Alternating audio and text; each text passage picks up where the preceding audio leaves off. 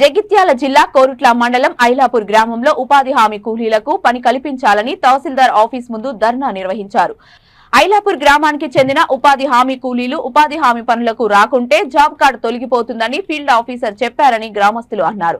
Survey చేసి ఉపాధి హామీ పని కల్పిస్తామని కోరుట్ల తహసీల్దార్ హామీ ఇవ్వడంతో ధర్నా విరమించారు.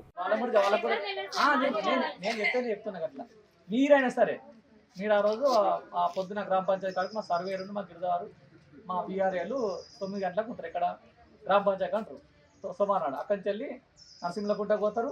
అదైనాక బూరు పెళ్ళికుంటారు. ఆ 2 గుంటల బౌండరీ ఎక్కడ దాకా మీరు పరంపో గవర్నమెంట్ ల్యాండ్ ఎక్కడ ఉందో అక్కడ దాకా సర్వే వేస్తారు. మా అది ఏంటన్నా అది మేము నిర్ణయిస్తాం. అది పట్లైనా కాలదా మీరు పట్టలు చేయండి. పట్టలు ఎట్లా చేస్తే తప్పే కదా, చేస్తే తప్పు అనుభవించాల్సిందే. అది ఇప్పుడు ఎట్లా అంటావు? పట్లని వాళ్ళు అంటారు, నువ్వు వాళ్ళ మాట ఎట్లా అంటావు?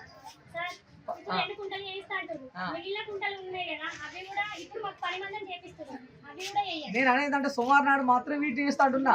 ఆ తర్వాత మిగతా కూడా వేస్తా అంటున్నారు. అట్లా